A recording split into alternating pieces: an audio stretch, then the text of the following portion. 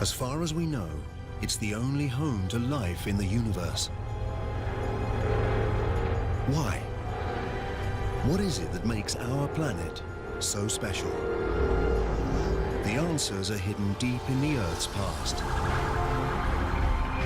To find them, we must travel back in time, to see the first humans walk the Earth, to ride continents on a collision course, face killer dinosaurs, dive into oceans full of bizarre life forms, feel the bitter chill of global ice ages, and experience the fury of cosmic missile attacks. We must travel back in time until we reach the birth of the Earth itself. Then we can piece together our planet's incredible story and discover why all of this, all of us, are here.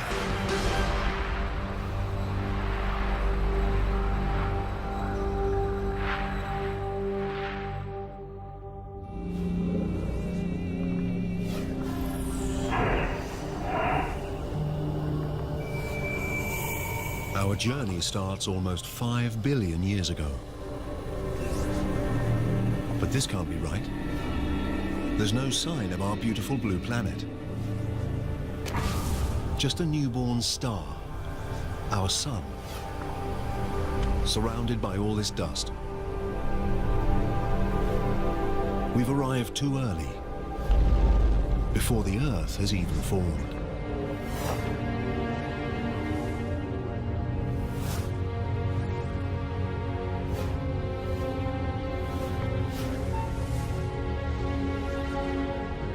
Speed up time, and we can see gravity pull the dust into tiny rocks. It hardly seems possible. But something as complex as a planet is made from nothing more than dust and rocks.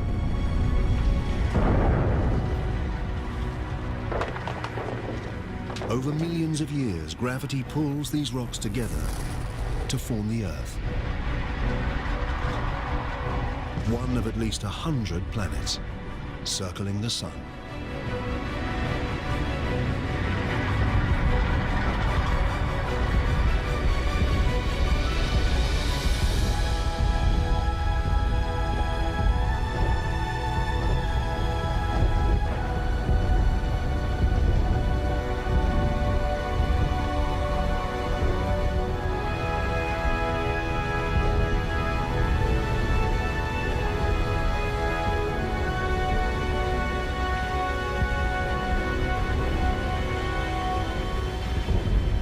But 4.54 billion years ago, our planet looks more like hell than home.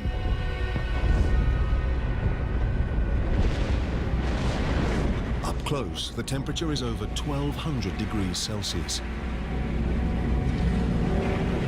There's no air, just carbon dioxide, nitrogen, and water vapor.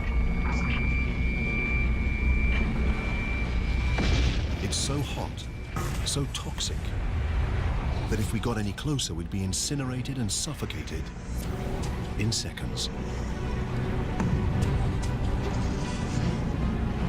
The newborn planet is a boiling ball of liquid rock. There are virtually no solid surfaces, just an endless ocean of lava.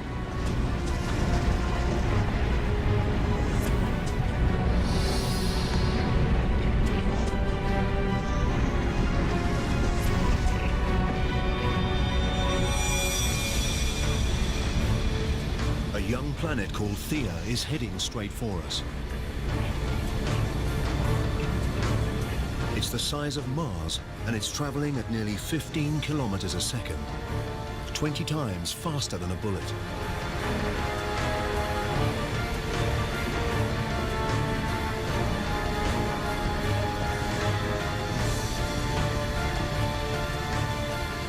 The intruder's gravity is distorting the Earth's surface.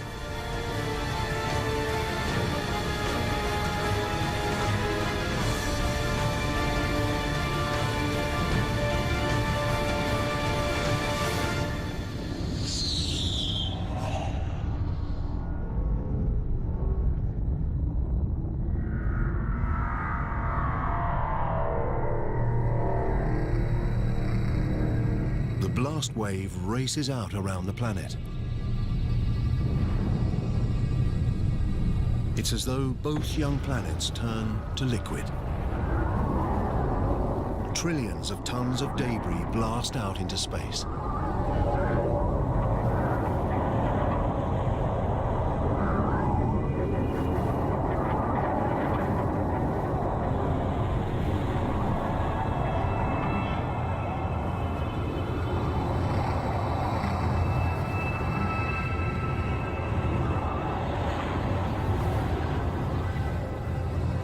But over the course of just 1,000 years, gravity works its magic and turns the rubble into a ring of red-hot dust and rock that circles the Earth.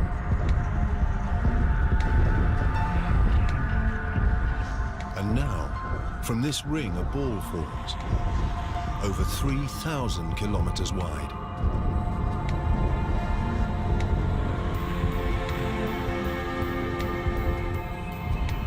We're watching the birth of our moon. It's much closer than the moon we recognize.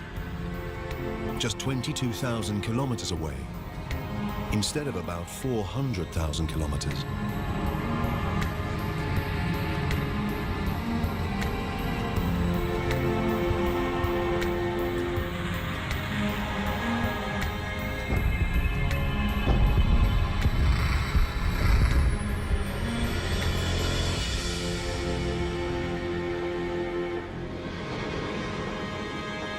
The sun rises over a cooling Earth.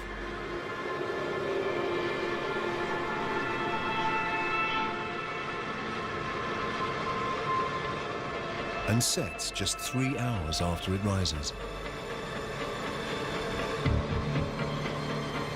The impact has set the Earth spinning so fast that an entire day lasts just 6 hours. The days may pass quickly, but the Earth changes slowly. To understand the making of our planet, we need to fast forward through millions of years.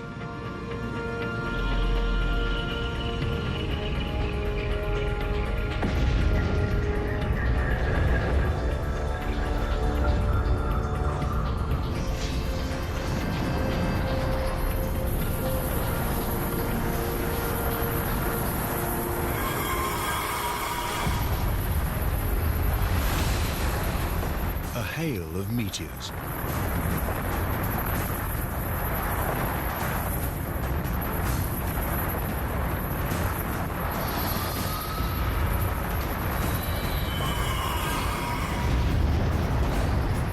$3.9 billion years ago, and we're under attack from debris left over from the solar system's formation.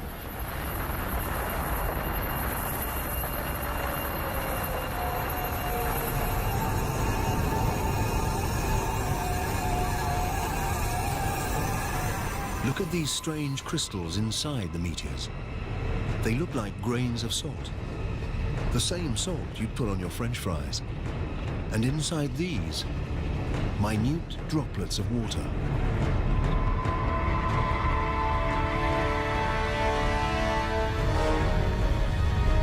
It seems these deadly missiles could contain the vital ingredient for life on Earth.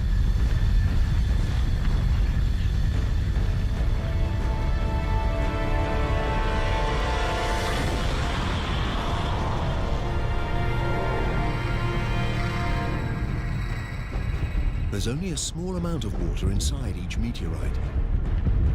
But as they bombard the Earth for over 20 million years, pools of water grow.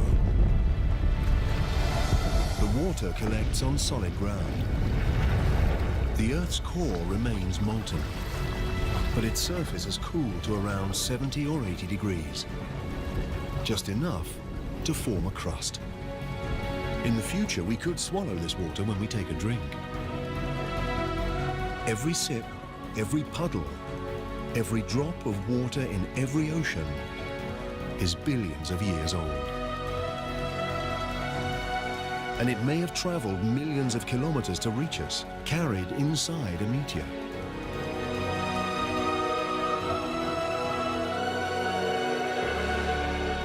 The Earth looks more familiar, but this is still a dangerous place.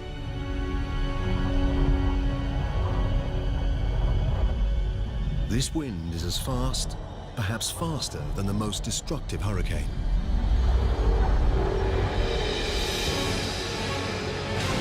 It's a megastorm, whipped up by the planet's rapid rotation.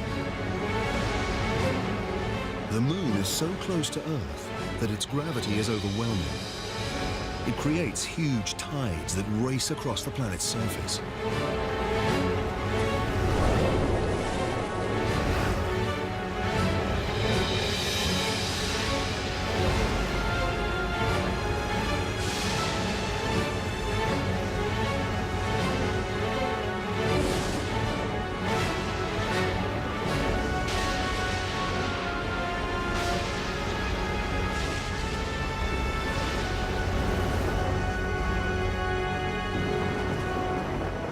But over time, the moon moves away. The waves calm, and the planet spins slower.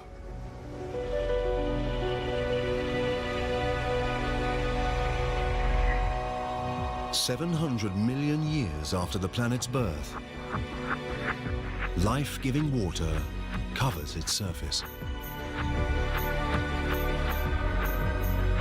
But not just water. There's something else down there. Tiny islands. They seem to have appeared from nowhere.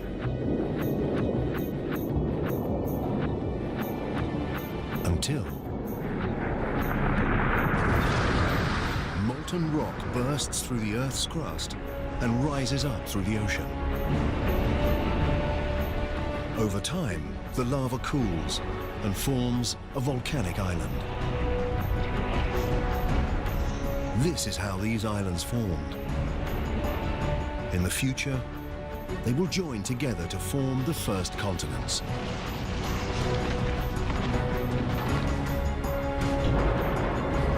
The infant Earth has water and land. It's beginning to look like the planet we call home. But the atmosphere is toxic, and the temperature is scorching. Nothing could live here.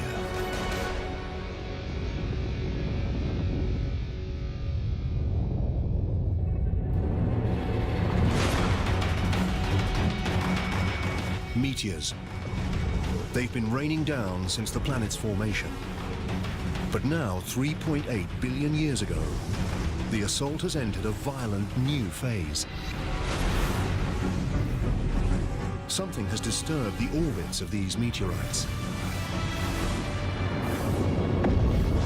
They already brought water to the planet, but they're carrying something else too.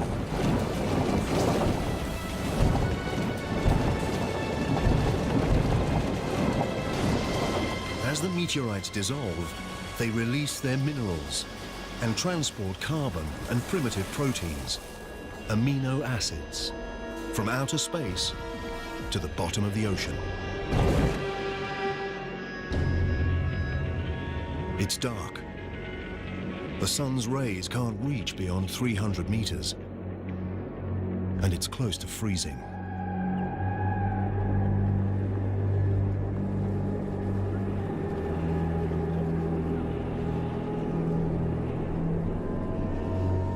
This must be a mirage.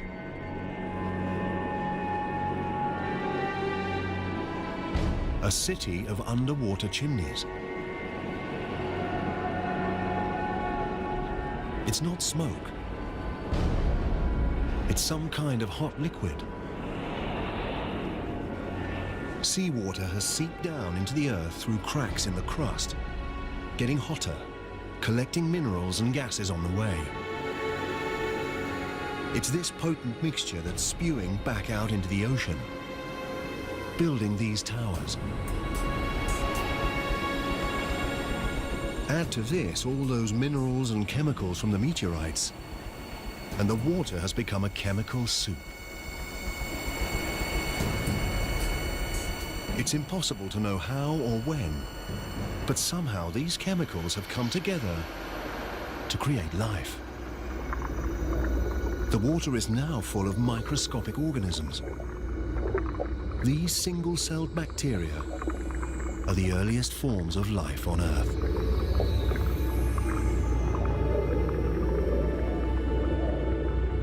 This is a defining moment in the making of the planet. Microscopic life is underway.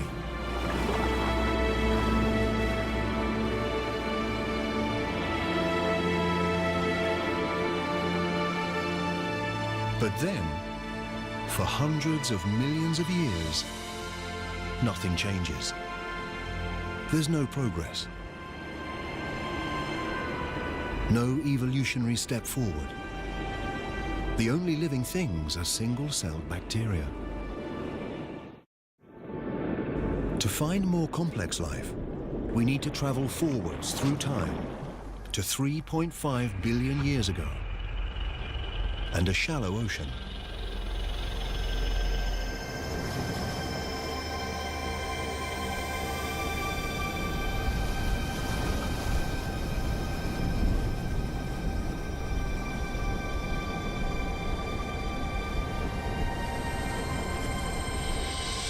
These look like rocks, or even plants. They seem to grow out of the seabed.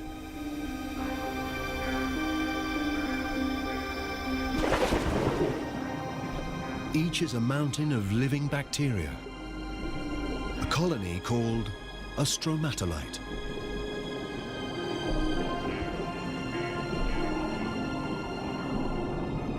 As if by magic, these bacteria turn sunlight into food. This process, called photosynthesis, uses the power of sunlight to transform carbon dioxide and water into glucose, a simple form of sugar, and similar to the stuff we put in our coffee.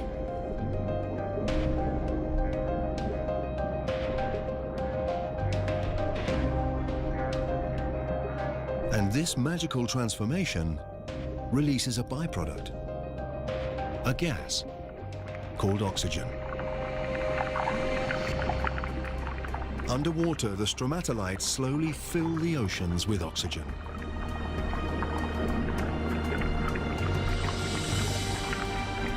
The oxygen turns traces of iron in the water into rust. This falls to the ocean floor to form deposits of iron-rich rock. One day we'll use this mineral to build bridges, ships, and skyscrapers.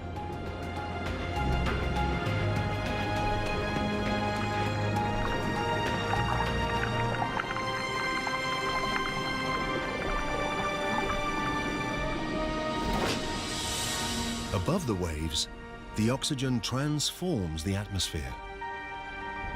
These stromatolites are creating the single most important element for life on Earth. Without them, virtually every living thing wouldn't exist. When we take our next breath, we're doing it thanks to these colonies of ancient bacteria. Over the next 2 billion years, oxygen levels continue to rise. And as the planet's spin slows, the days get longer.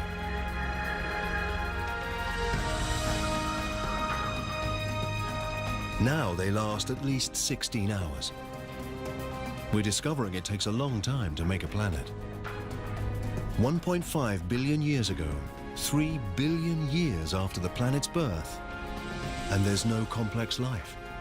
No plants, no dinosaurs, no humans. But the Earth has something that no other planet has.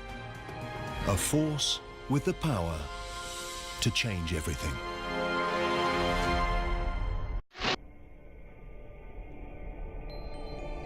Our planet, a beautiful blue ball, dotted with volcanic islands. 1.5 billion years ago, it's home to primitive life.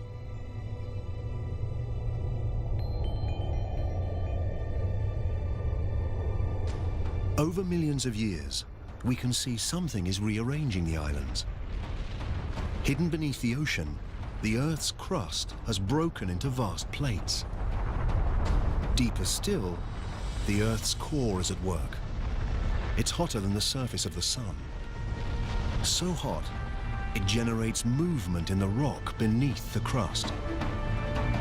These movements push and pull the plates around the globe and carry the oceans and the islands with them. Millions of years race by. Seeing it like this, our planet seems active, changing, alive. Over 400 million years, a vast new supercontinent takes shape, called Rodinia.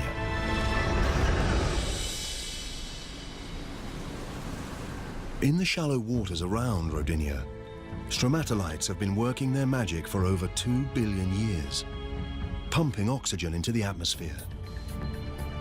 The temperature is 30 degrees Celsius, and the days are 18 hours long.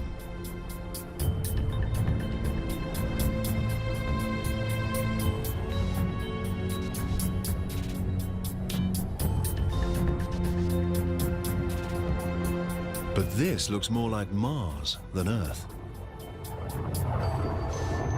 To find life here, we need to move on, through time.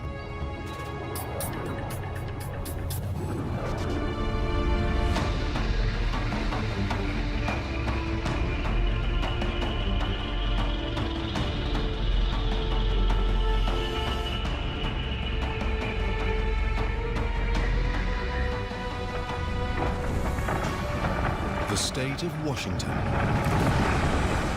750 million years ago. Some force from deep inside the planet itself is ripping the crust to pieces. It's as though the world is tearing apart. And there's only one force powerful enough to do this: heat. It escapes from the Earth's molten core, stretching and weakening the crust. Centimeter by centimeter, year by year, the great supercontinent is splitting in two.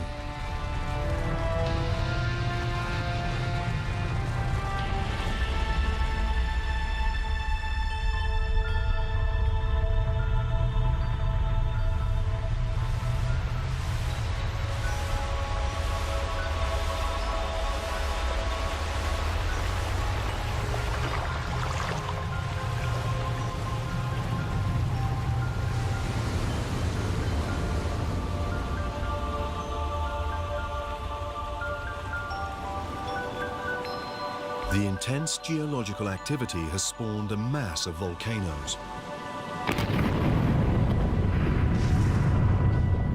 These pump carbon dioxide into the atmosphere. There's smoke and gas everywhere.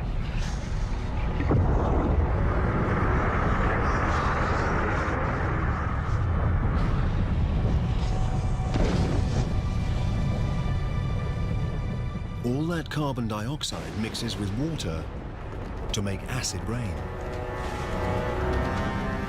The rocks absorb the acid rain, including its carbon dioxide. And there are a lot of rocks on the Earth right now, exposed when the continent tore apart.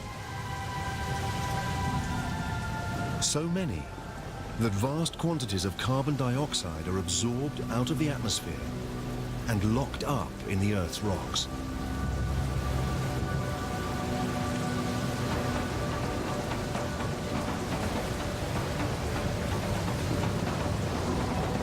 There's not enough carbon dioxide in the atmosphere to trap the sun's heat around the planet.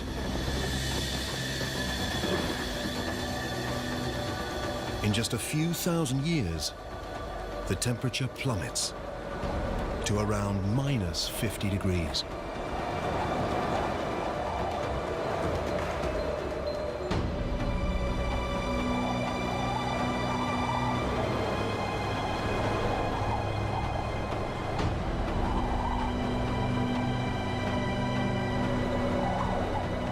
This frozen wasteland is southern Australia, 650 million years ago. It's the start of what some scientists call Snowball Earth, a period they believe to be the longest, coldest ice age ever to grip the planet. A vast wall of ice, thousands of meters high. The ice is unstoppable. The more ice there is, the more sunlight it reflects away from the planet, and the faster the ice spreads. And there's a second ice sheet, just as high. The two sheets spread away from the poles towards each other to meet at the equator.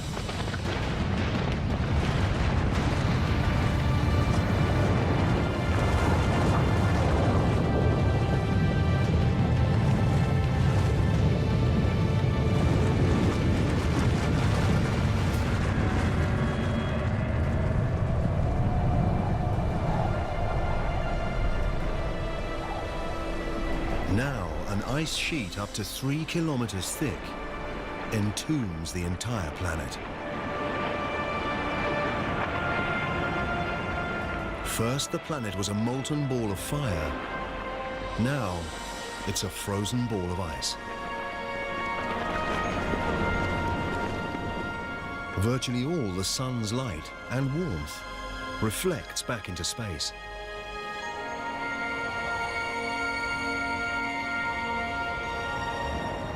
But it can't last forever.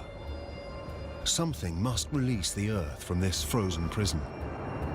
And when it does, who knows whether life will have survived beneath the ice.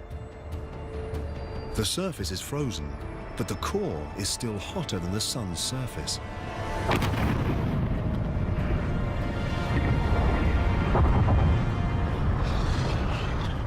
Volcanoes have been erupting since the world began to freeze. But up until now, even their heat and power made no impact on the ice.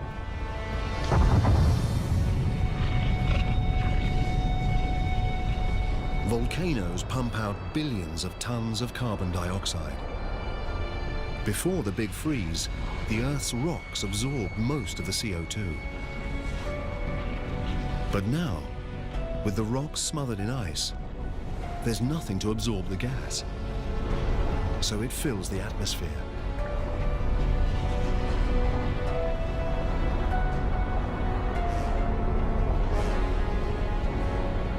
Like a blanket, it traps the sun's warmth around the planet. Temperatures rise until now, after 15 million years, the ice begins to melt.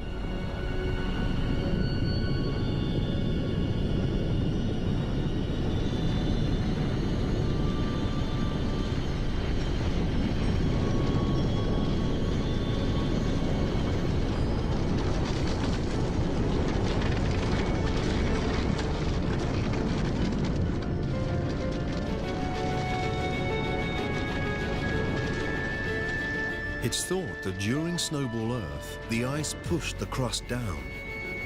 Now, as it melts, the crust bounces up. This creates fissures and weak spots, and more volcanoes.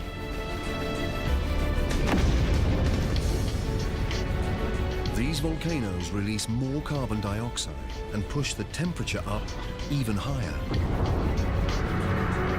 The melt gathers momentum. Oxygen levels rocket. Through a series of chemical reactions, the ice has created oxygen.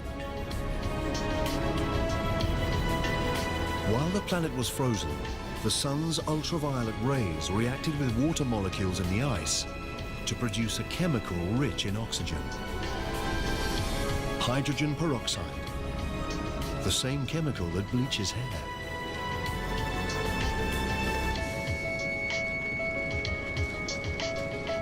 Now, as the ice melts, the hydrogen peroxide breaks down and releases massive amounts of oxygen.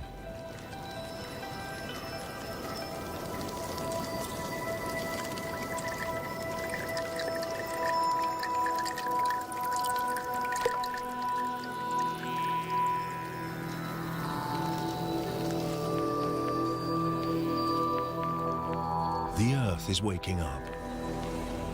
And it's a very different place.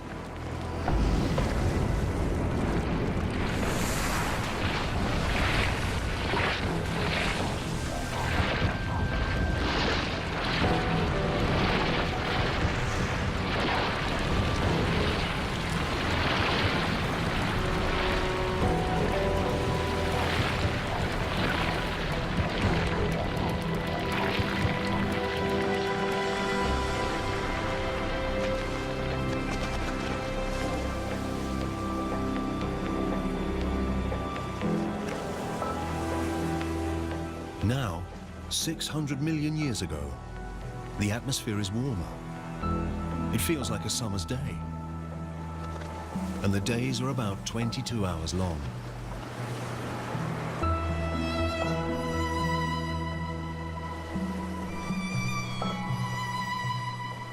Add all this water, and it's the perfect recipe for life.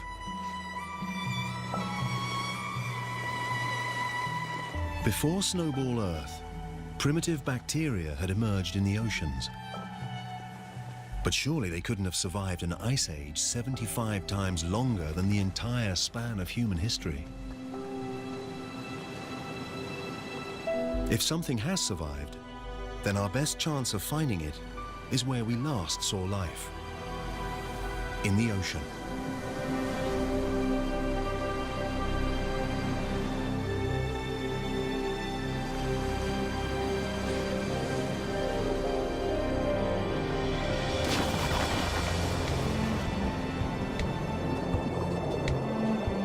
Now, 540 million years ago, in an ocean full of oxygen, those primitive bacteria have evolved. A handful must have clung on through the big freeze. There are plants everywhere. And something else. It looks like some kind of armored slug. It's called Wiwaxia. It's one of a new generation of complex multi-celled organisms.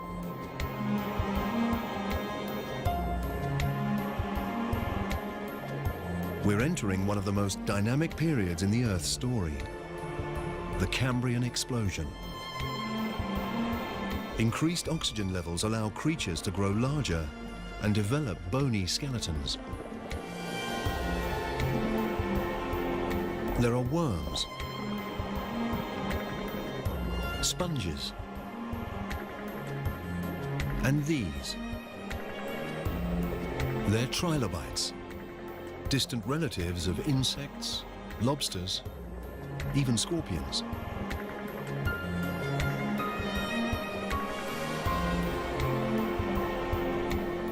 Life in the oceans is blossoming. From microscopic bacteria to a monster like this.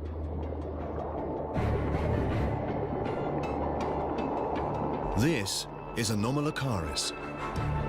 It's about 60 centimeters long.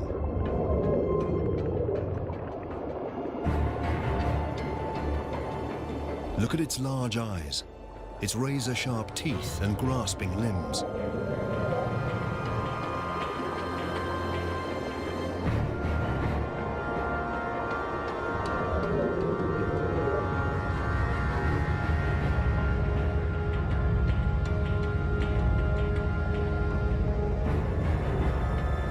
All Anomalocaris has to do is take its pick.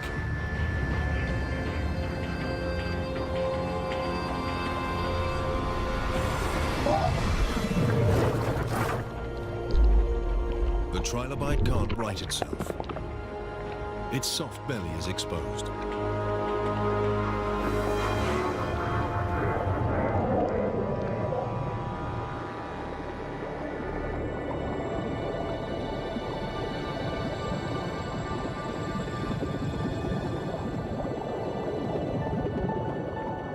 These are Picaia. They're just 5 or so centimeters long, but they've got what may be the first ever spine.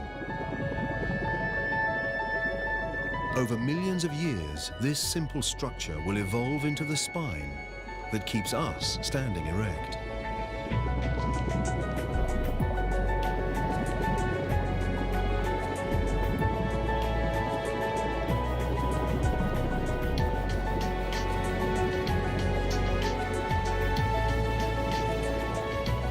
We dived into the ocean expecting to find life in ruins. Instead, we've entered a world full of life, where trilobites scavenge and monsters prowl, and creatures are beginning to take on familiar forms.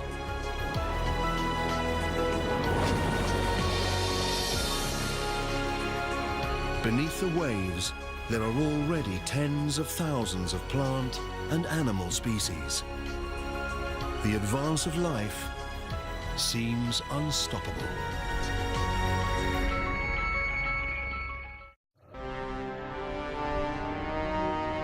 We're looking for life on land. 460 million years ago, and the plates have moved again. Below lies a new continent, Gondwana. It's a warm 30 degrees Celsius. Oxygen levels are close to those in which we live. The land should be covered with plants, crawling with creatures. But there's not much here, beside a few patches of algae.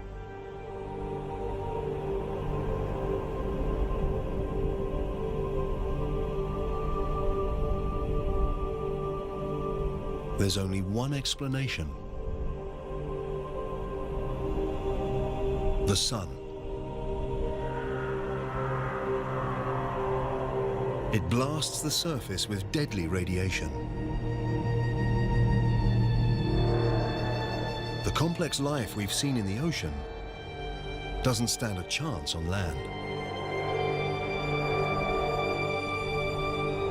But 50 kilometers up, where the rays enter the Earth's atmosphere, something strange is happening. When oxygen meets the sun's radiation, the oxygen turns into another kind of gas, called ozone. This gas forms a blanket around the planet. This ozone layer absorbs the lethal radiation. Over 120 million years, the ozone layer gets thicker and stops more and more radiation from reaching the Earth's surface. Without this layer, life on land simply wouldn't exist.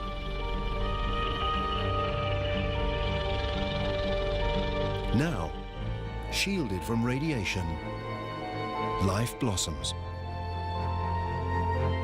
Those small mossy lumps are the first land plants.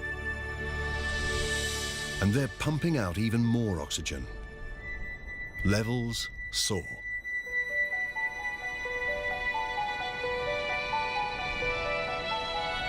$375 million years ago.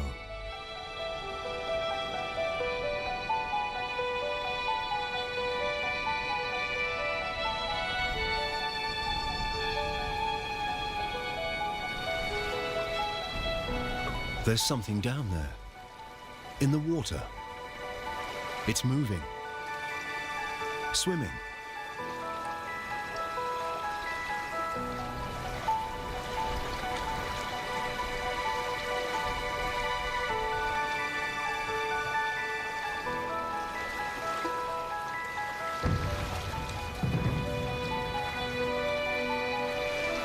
It's a strange fish called a tiktaalik.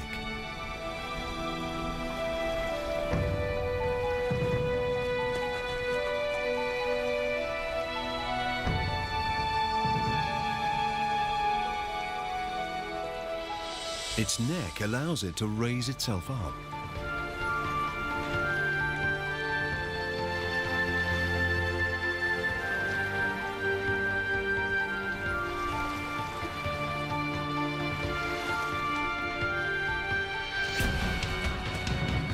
It uses its fins as if they're legs.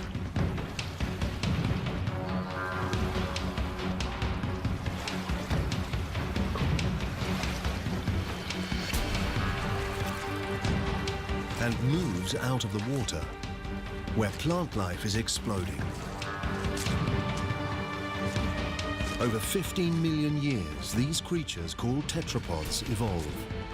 They grow stronger limbs and spend more time out of the water, until 360 million years ago, they make the land their home. It's from a creature like this that all four-legged vertebrates will evolve. Dinosaurs, birds, mammals, and eventually you and me.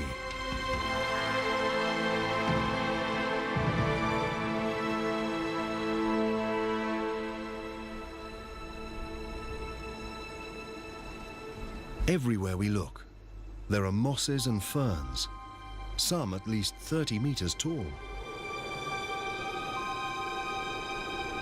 It's a seed, carried on the wind.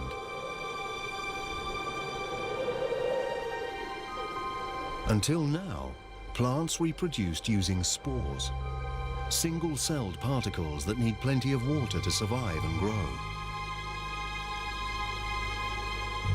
But this seed is kilometers from water. This embryonic plant has its own on-board food and water supply. Unlike a spore, this seed can survive far from water for months, even years.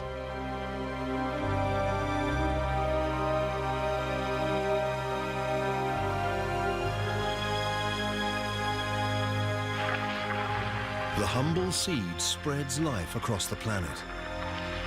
And all these trees and plants pump out even more oxygen.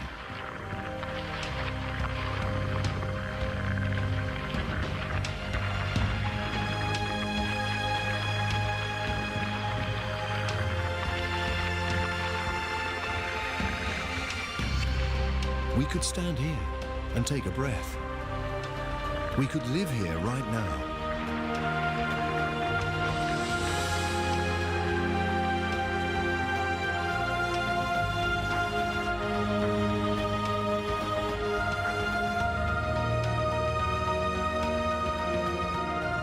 We've come a long way, from a lump of burning rock and dust to a blue-green planet bursting with life.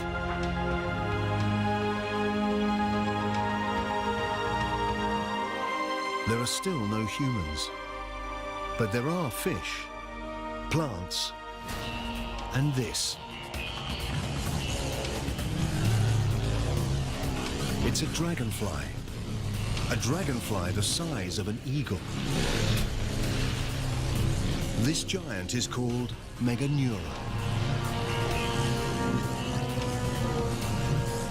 What were once legs have evolved into wings, extending the dragonfly's hunting territory over a vast area.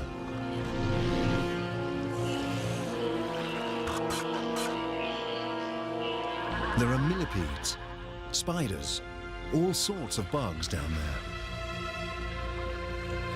These creatures, called arthropods, were among the very first to set foot on land. They've already been around for hundreds of millions of years. They look almost identical to the bugs that invade our homes today. Except for one big difference. Like Meganeura, they're monsters. We've stumbled into a lost world of giants, where millipedes are 2 meters long, and scorpions the size of wolves. All the oxygen in the atmosphere allows their respiratory systems to be more efficient and frees up space for their bodies to grow. A lizard-like creature called Hylonomus. The creatures we've seen so far laid their eggs in the water.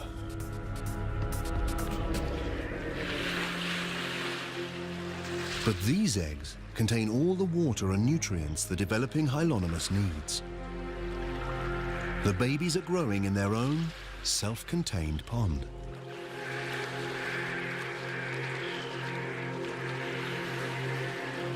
The egg is a major evolutionary breakthrough.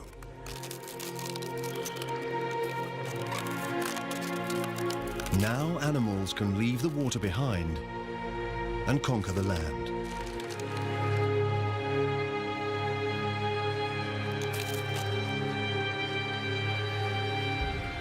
This baby Hylonomus will lead the advance. It's a new kind of creature, a reptile.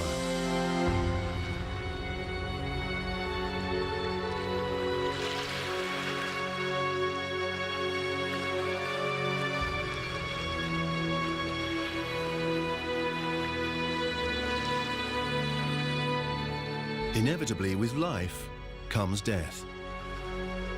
There's so much dead plant matter, it builds up and decays into dense, soggy layers. Over hundreds of millions of years, rocks will cover these layers. Heat from the Earth's core and pressure from the overlying rocks will transform the layers of dead plants into seams of coal. Each lump of coal we burn today to warm our homes and fire our power stations is made of plants that died 300 million years ago.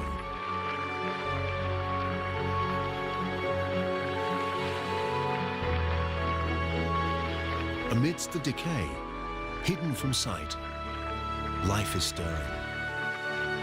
Soon seeds will germinate, plants will grow, and this wasteland will live again.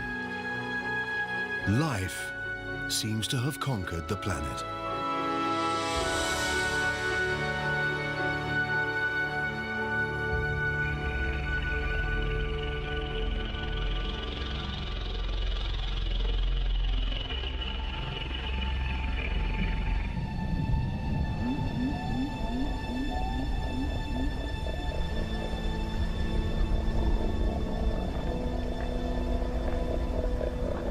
A herd of creatures graze the Siberian plains. They're not dinosaurs. They won't set foot on Earth for at least another 20 million years. But they're big. Evolution has taken a huge leap forwards. The small lizards we saw earlier are now giant reptiles.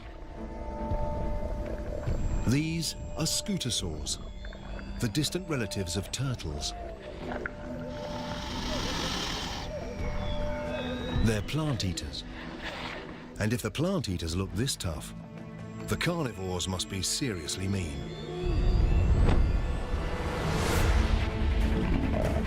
It's a Gorgonopsid,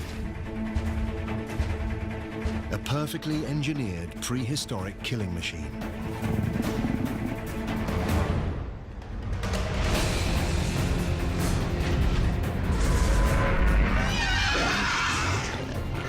Gorgonopsid's saber teeth have wounded the scutosaur.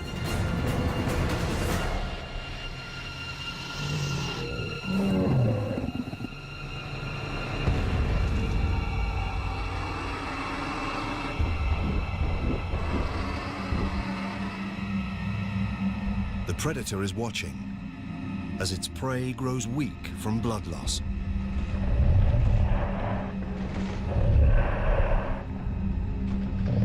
Until, hold on, it's backing off. Something strange is happening. The ground is getting hot.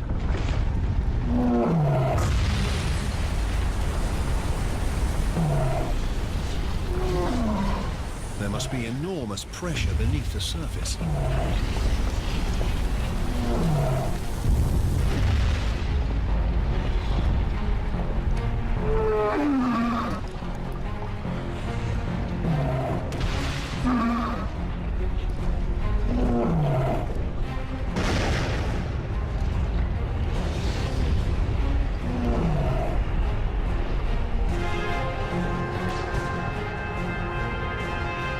There's lava, but this isn't one single volcano. The entire landscape is erupting. It's a flood basalt eruption. A massive plume of mantle is rising up from deep inside the Earth, pushing molten rock out through fissures in the Earth's crust.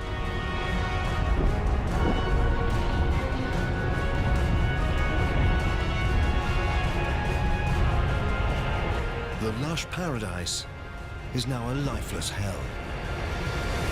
The Scutosaurs and the Gorgonopsids are dead. They're the first casualties in the greatest mass extinction the world has ever seen. The Permian extinction.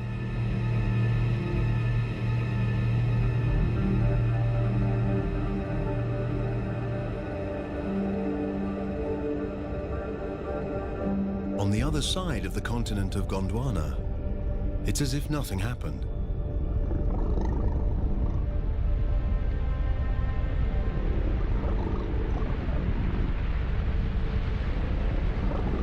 Snow.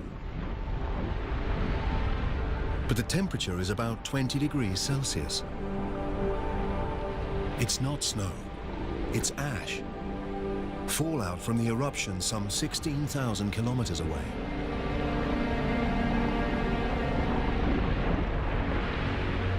The ash burns, suffocates, and kills animals around the world.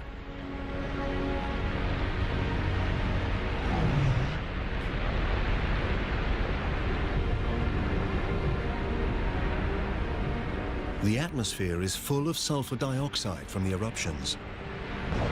As it rains, the gas turns to sulfuric acid and burns everything it falls on.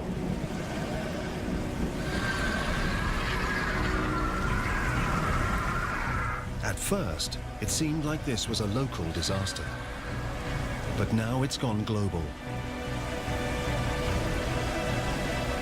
The Siberian eruptions increase the Earth's carbon dioxide levels.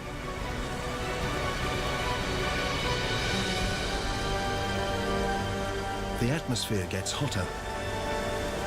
Water evaporates. Vegetation dies. We thought life had finally found a foothold.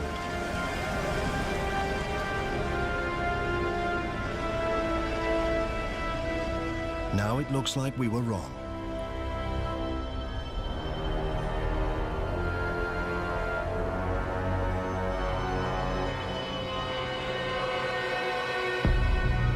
There are no signs of life on land, but in the oceans,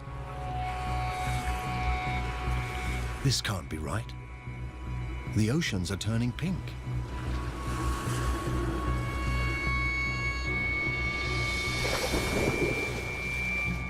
And the plants, the trilobites, the predators, everything's gone. Everything except for this pink algae. The new hotter atmosphere must have heated the oceans and stripped them of oxygen. Now, nothing except algae can survive in the stagnant water. The Siberian eruptions are transforming the entire planet. Nothing, not even the deepest ocean floor, is beyond their reach. Look, bubbles.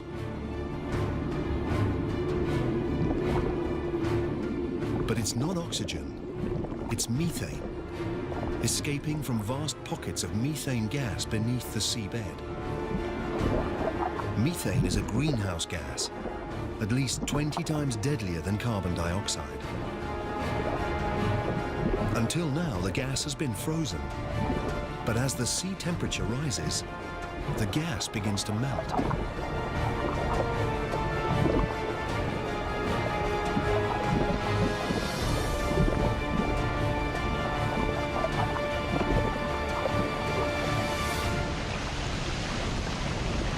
Released into the atmosphere, this powerful gas pushes up temperatures even further, up to almost 40 degrees, 6 degrees hotter than before the Siberian eruptions.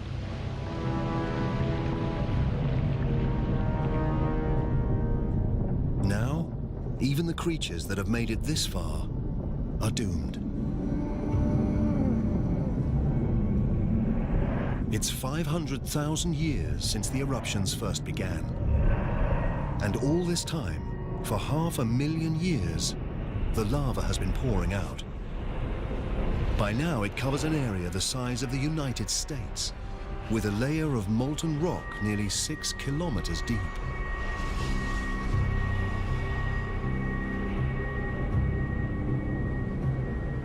95% of all life is wiped out. A handful of creatures survive by burrowing underground and eating anything.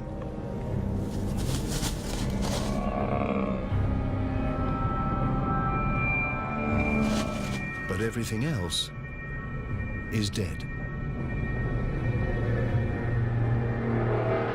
250 million years ago, we're back where we started, on a lifeless planet. Almost.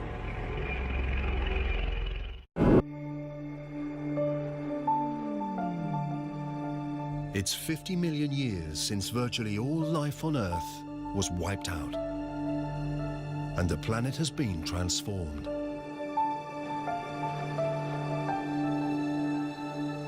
It's now 200 million years ago.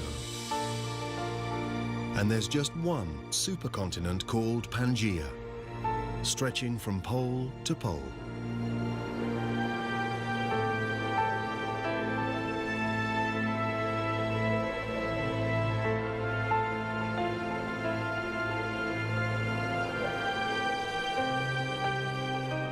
After the trauma of the mass extinction, the planet is healing. Temperatures are stabilizing. The acid rain is neutralizing and vegetation returning.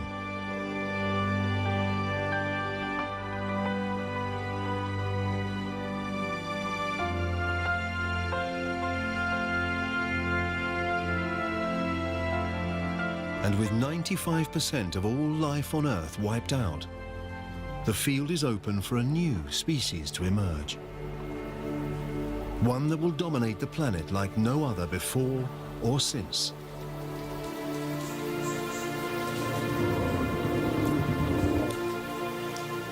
The dinosaurs. These dinosaurs are called amosaurs. Like all dinosaurs, they've evolved from the handful of reptiles that survived the Permian extinction. At 4.5 meters tall, their size makes them slow and vulnerable. A Dilophosaurus. 2 of them.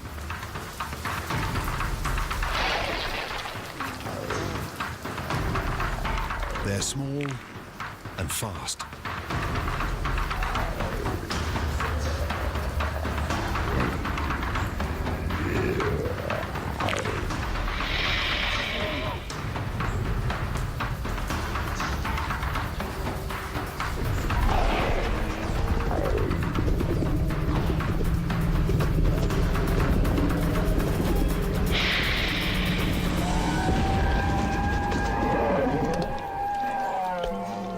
Dilophosaurus is too big a meal for one Dilophosaurus, but not for 2.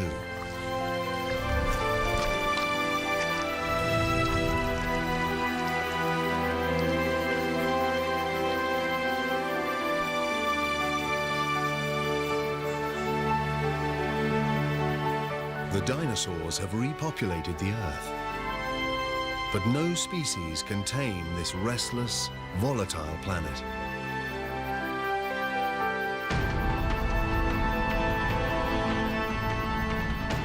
The Earth's crust is thinning here. It's releasing lava, shaking with earthquakes, as though it's being stretched by some unseen force.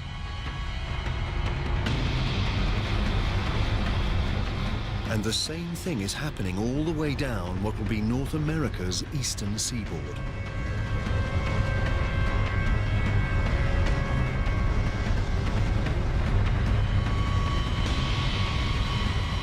The Earth's plates are on the move again.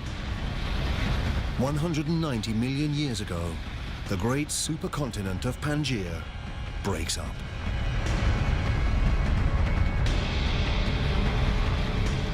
A vast slab of land has broken away. It creates a chasm, and this fills with a new ocean called the Tethys, over what will one day be the Middle East. Currents are pushing nutrients up into the coastal waters running along what will be Saudi Arabia, Iraq, and Iran. and the nutrients attract fish in their millions.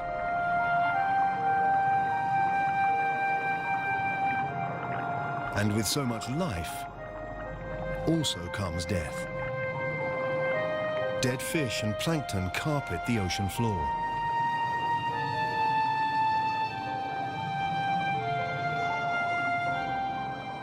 Over the next 10 million years, layers of rock will bury and heat the dead creatures. Ancient fish and plankton will become oil.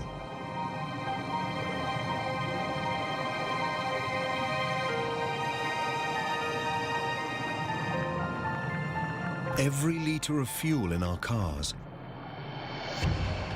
every piece of plastic on the planet, the paint on our walls, the carpet under our feet, even the soap we wash with, almost all originated in this way.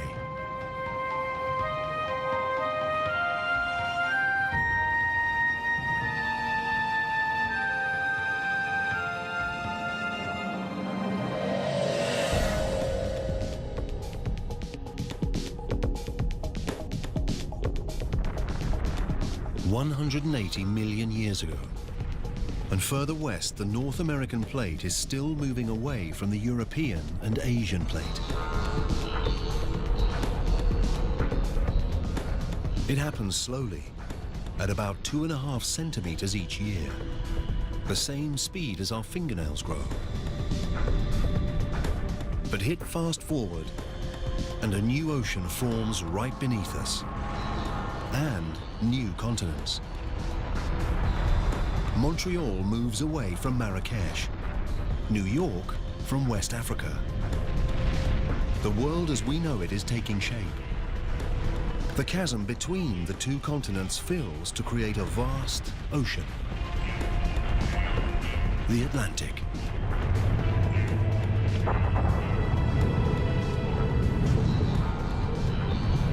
And there, in the middle, a volcano. We've seen plates move before. We know it's caused by currents deep beneath the Earth's crust. This process is happening down there, right now.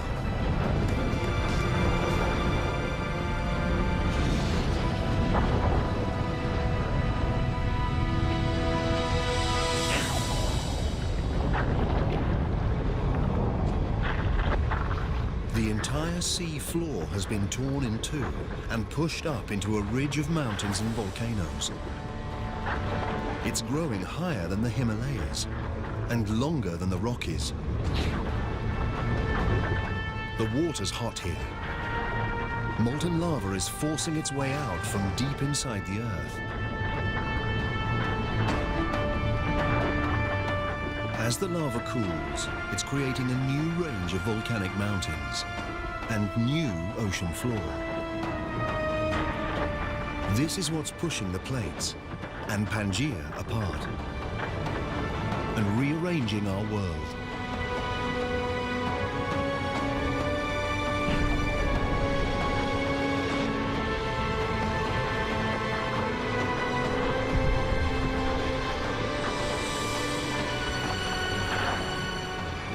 It's this geological activity that makes the Earth restless, creative, unique. And every time the planet reinvents itself, the things that live on it must adapt and evolve.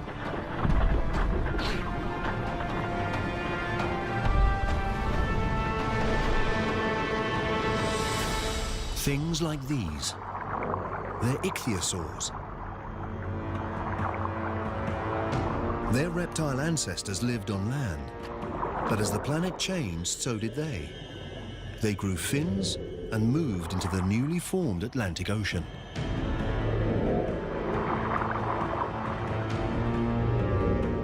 This one is 6 meters long and fast. It travels at about 40 kilometers an hour.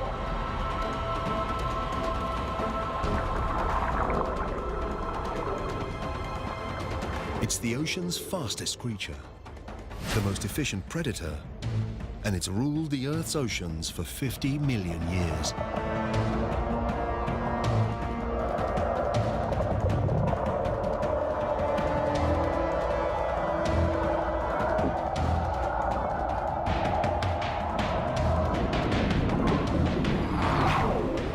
But now there's a new contender for the crown.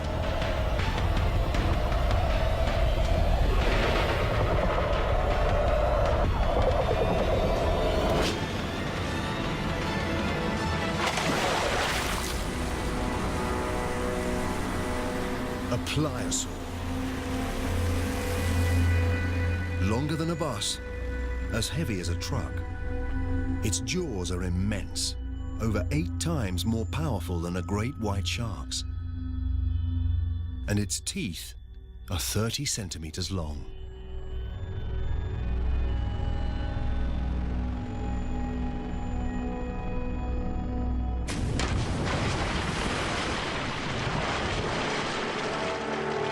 The Earth, and the creatures that live on it, has changed beyond recognition. This was once solid ground. Now it's the Atlantic Ocean. It was on this very spot that we stood and watched Amazons graze and Dilophosaurs stalk their prey. The dinosaurs' world may be different, but they're as dominant as ever. They appear invincible.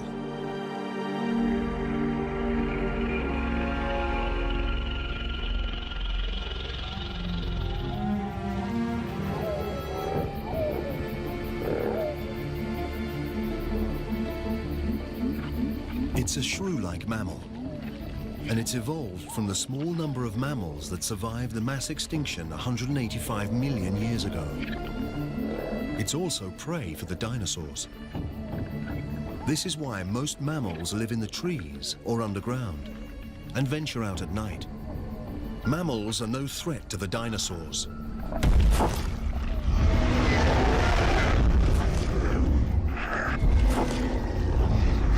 Nothing on Earth can challenge their dominance.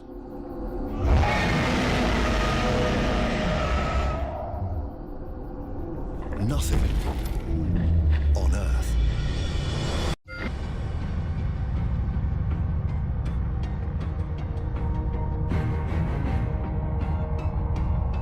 It's a lump of space rock, a large one.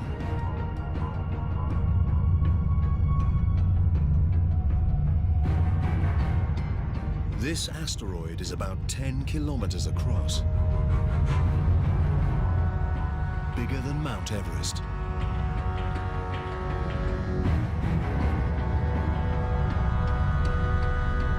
And it's traveling at over 70,000 kilometers an hour, straight towards the Earth.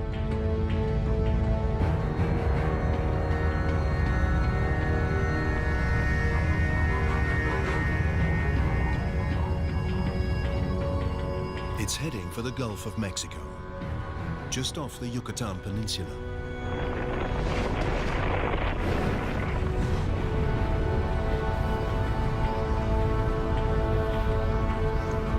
It travels so fast, blink and we'd miss the impact, unless we slow down time.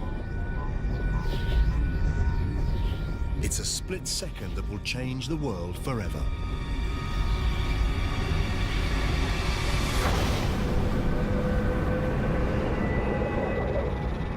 At the moment of impact, the asteroid's back edge is still at nearly 11,000 meters, the same height as a commercial aircraft flies.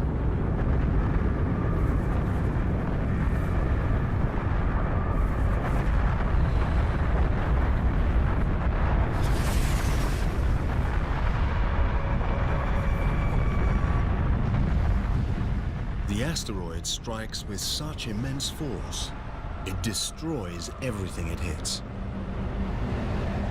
Even the asteroid itself instantly vaporizes.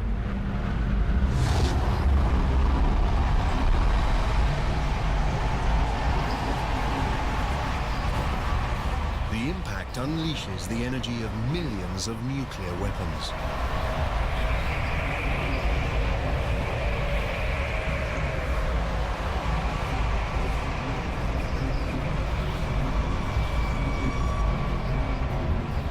nowhere is safe.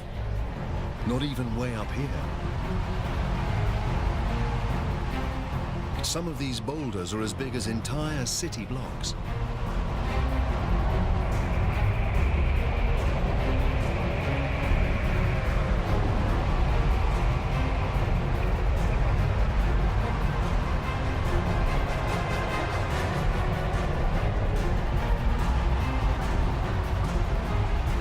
The blast wave races out from the impact zone like shrapnel from an exploding bomb.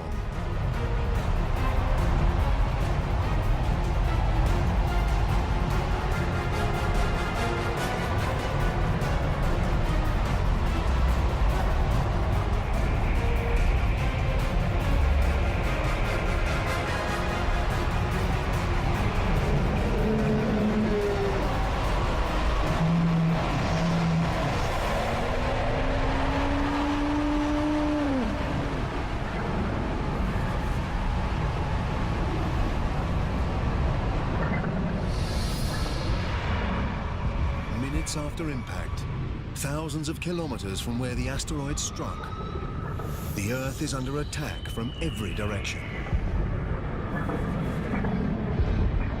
Boulders rain down.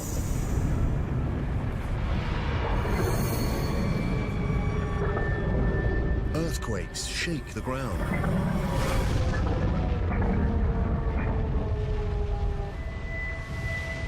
And tsunamis batter the coasts.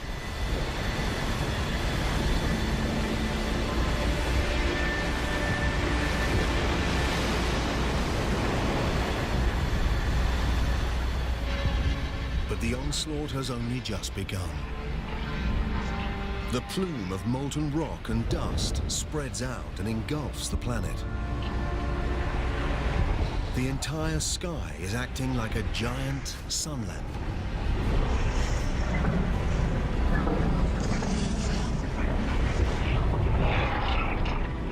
The Earth's surface heats up to 275 degrees. Vegetation begins to spontaneously ignite.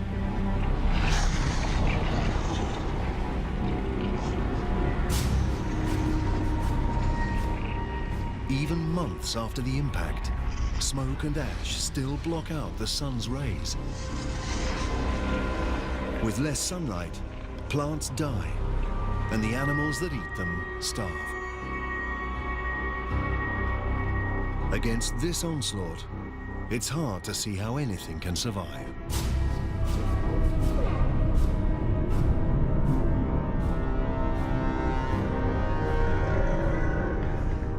"65 million years ago, the impact has blasted, stoned, and burnt the dinosaurs. The dinosaurs' 165 million year reign is over.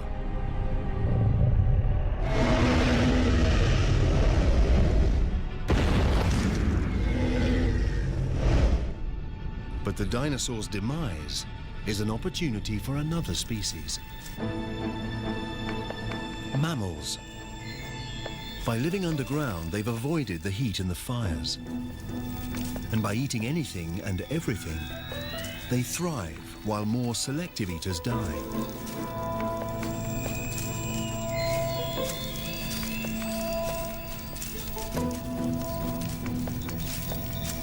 These are the unlikely inheritors of the dinosaur's crown.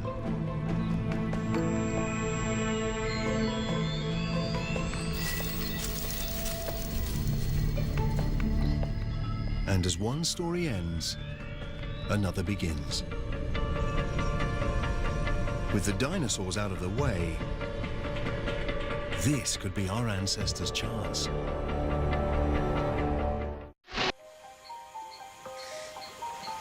The dinosaurs are long dead. The planet is peaceful.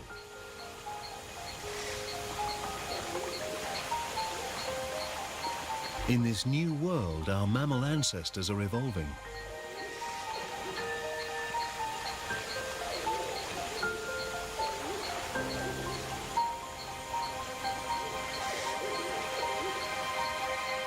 This lake, 47 million years ago, in what will one day be Germany, should be the perfect place to spot them.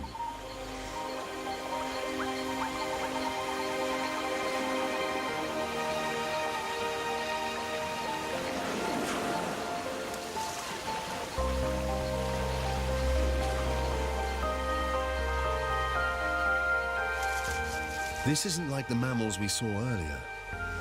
Its eyes and brain are bigger. This is Darwinius massillae, or Ida. She looks nothing like us, but fossil evidence from our own time tells us these creatures could evolve into monkeys, apes, and eventually humans. We're looking back through 47 million years of evolution to what may be one of our earliest known ancestors.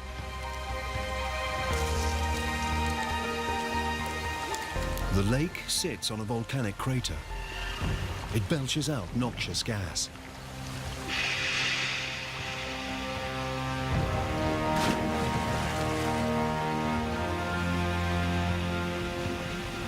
Now, the lake that killed her will preserve her in its oxygen-depleted depths.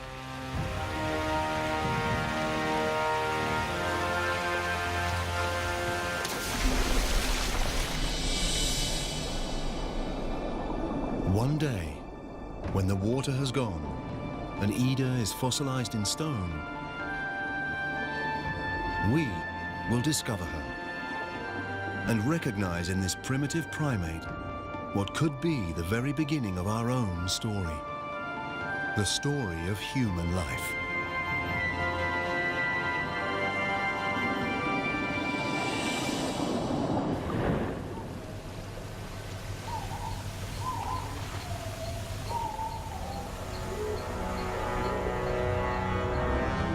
We're closer to understanding how everything we've seen, from ocean bacteria, through walking fish, and subterranean rodents, leads to us, and to understanding how our planet was made.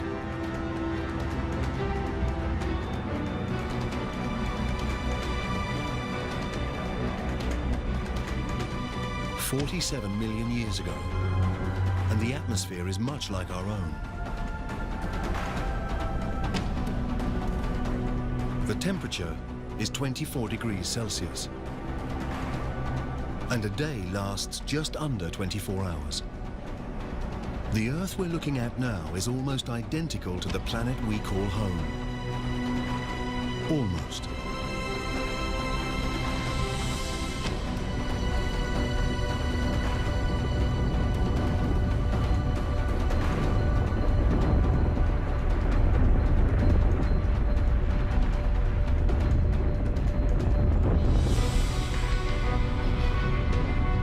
The Earth's plates have been on the move again, with the continents on their backs. India moves north towards Asia.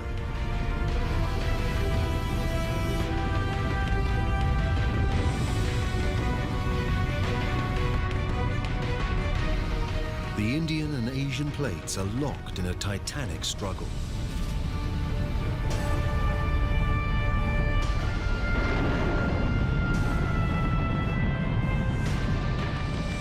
Neither plate is winning.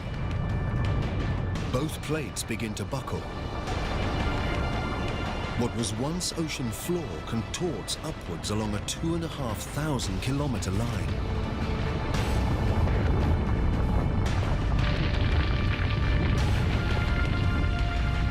A vast mountain range rises up. 1,500 meters, 4,500 meters.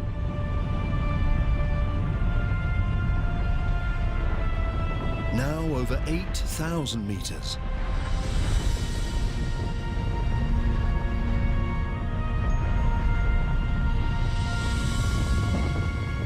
These are the Himalayas.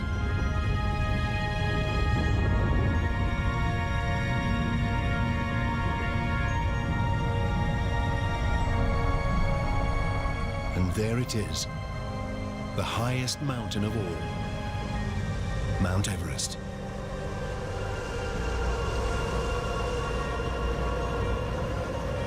Its summit reaches up into the Earth's jet stream at the same altitude as airliners fly.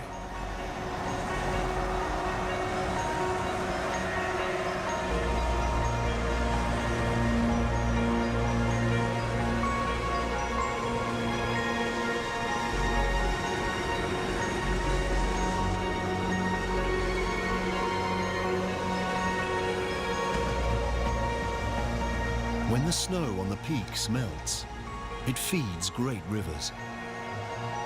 The Ganges, Indus, Yangtze, and Yellow rivers.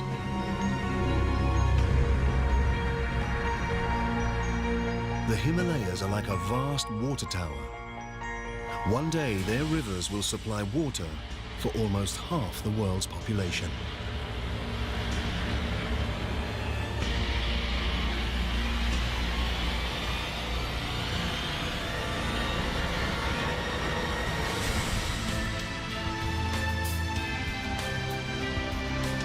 $20 million years ago.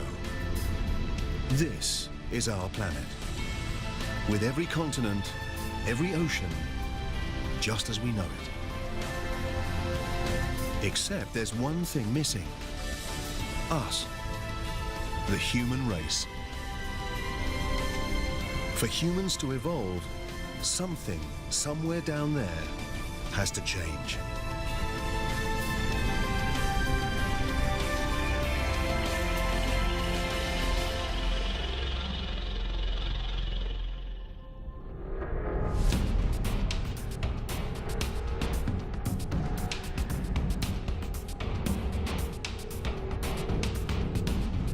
Along Africa's east coast, between the plates that make up the Earth's crust, a great rift opens up.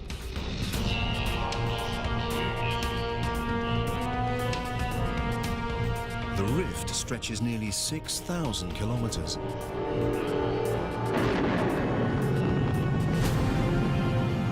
Along its edge, mountains grow.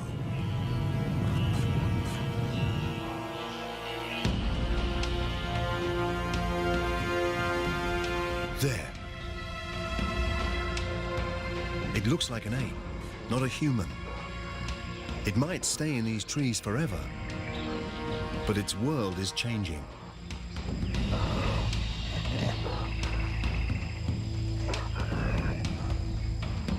The growing mountains act like a wall. They stop moisture from the Indian Ocean passing over the land. It's getting hotter and drier. The lush rainforest is becoming arid savanna. The new, hotter climate destroys the creature's habitat.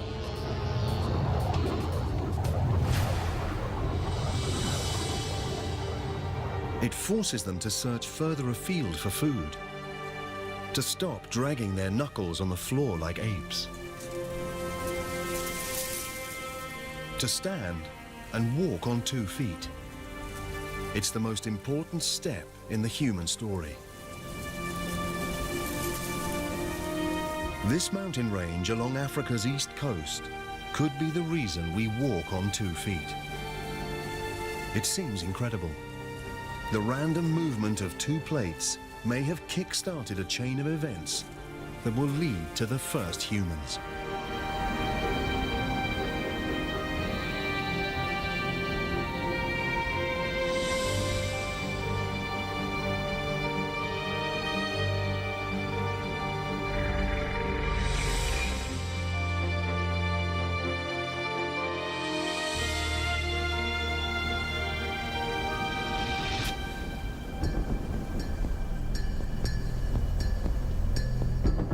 Man and child.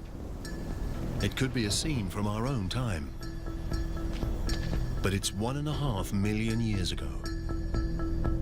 These are an early species of human called Homo erectus.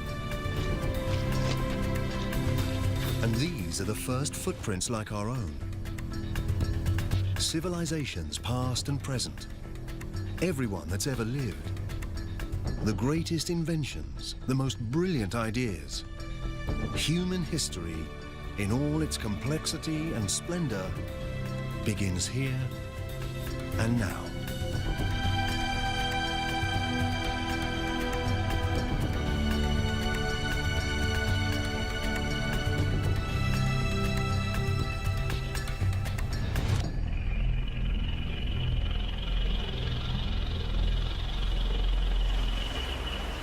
The climate changes again. 70,000 years ago, sea levels fall. The gap between Africa and Arabia shrinks down to just 13 kilometers. The Red Sea is narrow and shallow enough for this small group to cross out of Africa. They're another, later species of human called Homo sapiens.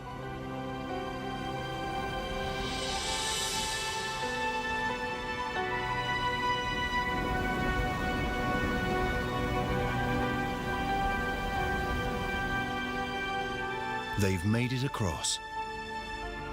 Scientists believe every man, woman and child outside of Africa is descended from these 200 or so individuals. Over time, our ancestors multiply and spread out to India, onto Asia and into Europe.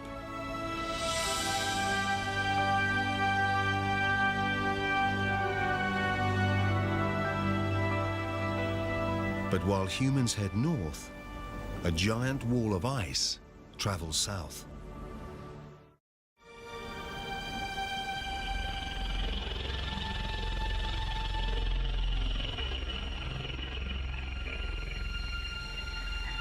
Europe, 40,000 years ago.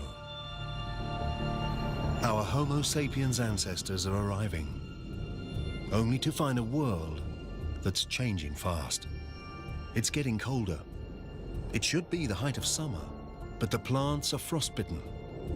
The rivers are frozen.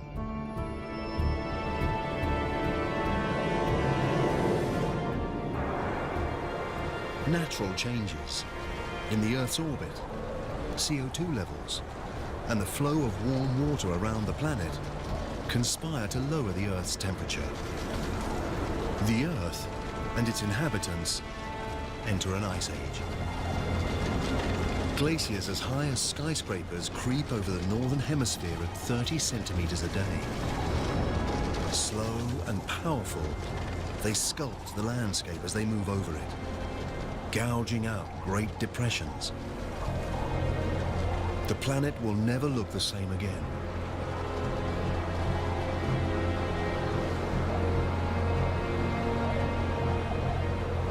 Now, around 20,000 years ago, they grind to a halt. Much of the northern hemisphere is covered by ice sheets up to 2.5 kilometers thick. With trillions of gallons of water locked up as ice, sea levels fall.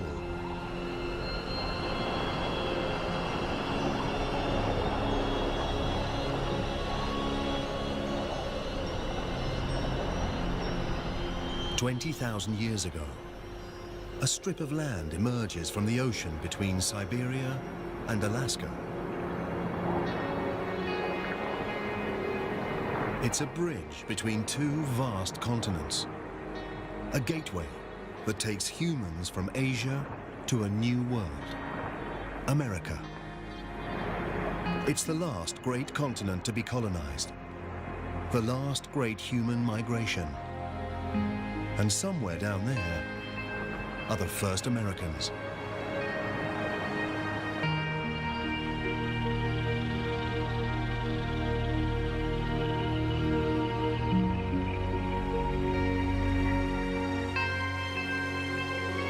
Now, 14,000 years ago, the changes that triggered the Ice Age go into reverse.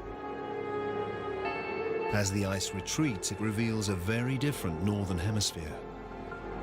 The glaciers gouged out huge depressions. Now they fill with water to become North America's Great Lakes.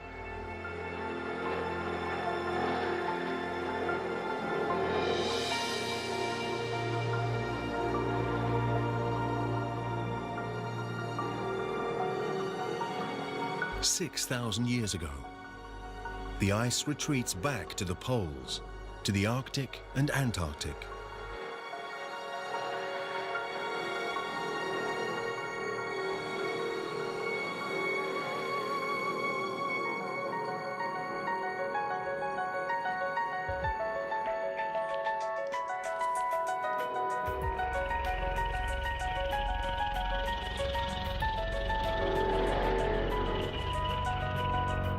After a 4.5 billion year journey, we've made it. We're back home. This is our world, our time.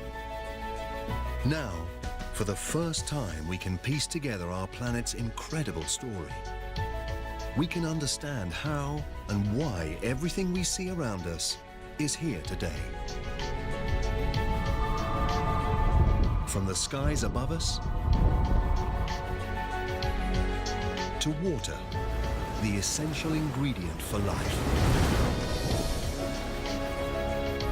The ground beneath our feet.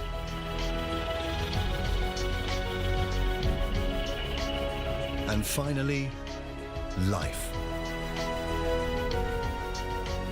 The spectacular result of a chain of catastrophes and coincidences.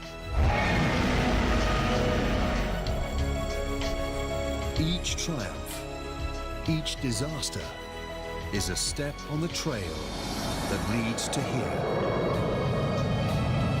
To each and every one of us, right now.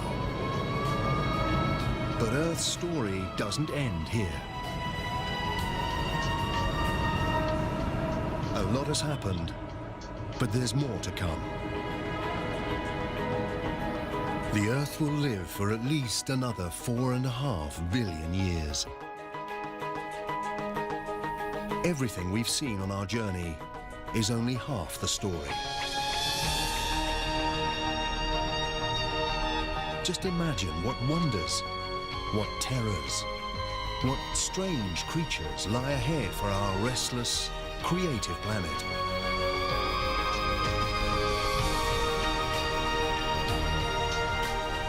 The next chapter of Earth's story is still to be written.